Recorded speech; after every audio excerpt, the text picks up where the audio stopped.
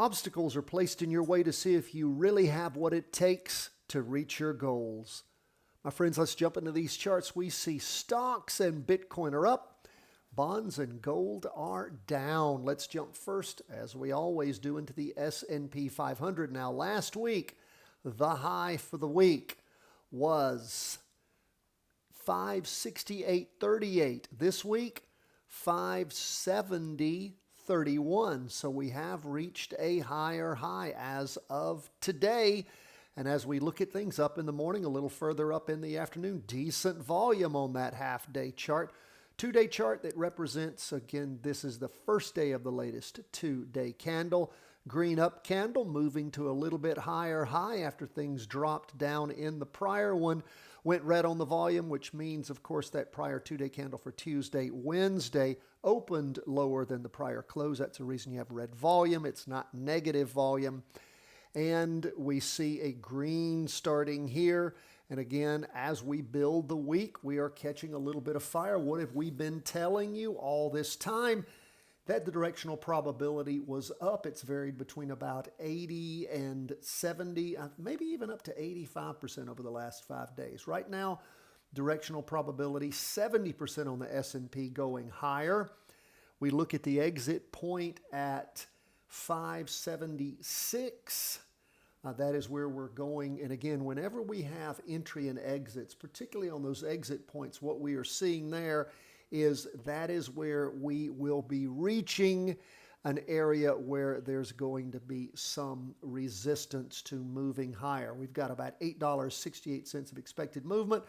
Backtest accuracy is 75%. So again, it's better than a coin toss. It's not up in the 80 category, which is what we like, but things are moving in the right direction. And of course, what is your telltale signal for jumping in if you have not already? Well, of course, that means that you need to be looking for green Heikin Ashi candlesticks with increasing volume. That's always the jumping in point. If things start off in the red in the morning and never come out of it, well, you don't want to go long, do you? Again, for those of you who are already in, keep in mind that your exit point is going to be 576. We're currently at 565.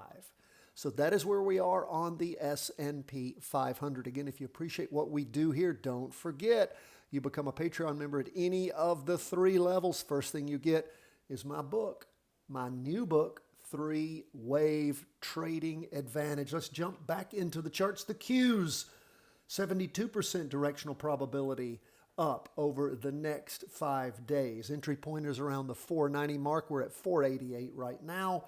Exit point is $500, $9.75 is the expected movement, a 78% back test accuracy. And again, we're running those numbers based upon what we have seen as far as the accuracy of the candles and the volume that's being laid down over the last year or so. So again, we're basing all of that, again, on what we have historically seen happen with the Qs. Does that mean that's what's going to happen in the future? No, that's why you've got to be good on your entry points and you need to pay attention to the trade. And when you start hitting these resistance levels, you've run it out, then of course you can take profit. And of course we have a rule that, again, if you want to let things run, when you start hitting one time your ATR on your 2-day chart, we talk about this a lot in the book, you can, of course, sell half your position and let the rest of it ride. Then you're playing with the market's money. If the market pulls back strong, then you have that cushion so you don't have a loss. Because remember, first rule of trading, don't lose money. Second rule of trading, don't lose money. Third rule of trading, make money. If you keep those rules in mind, you'll do well. Let's move on from the Qs to 20-year U.S. government bonds. We have a 65%, just a little bit better than a coin toss, down on this. It was down today. We've been calling it down all week. In fact, longer than all week. It was down 1.11%. That is 20-year U.S. government bonds. You might say, Tom, why would I be buying U.S. government bonds if they're going down? You wouldn't be. You would be either shorting it by puts or you would be in something like Tango, Bravo, Foxtrot. You might say, Tom, what's Tango, Bravo, Foxtrot? Tango, Bravo, Foxtrot. It is the ProShares 20 years short, 20-year U.S. government bonds short fund. What is that? It moves in the opposite direction, percentage by percentage. It's not priced the same. In fact, it's a whole lot cheaper, but it is set up to move percentage-wise. You put the same amount of money in your practice trade, and it will earn you the same as you would have lost in the underlying fund. So you can also use puts. And if you haven't taken our put training, become a Patreon member, you get the three-part series, Options Made Simple, the Charting Wealth Way. Enough advertising. Let's keep looking at these charts. So like I said, 65% directional probability down. Entry point 87.21. We're currently at 86.92.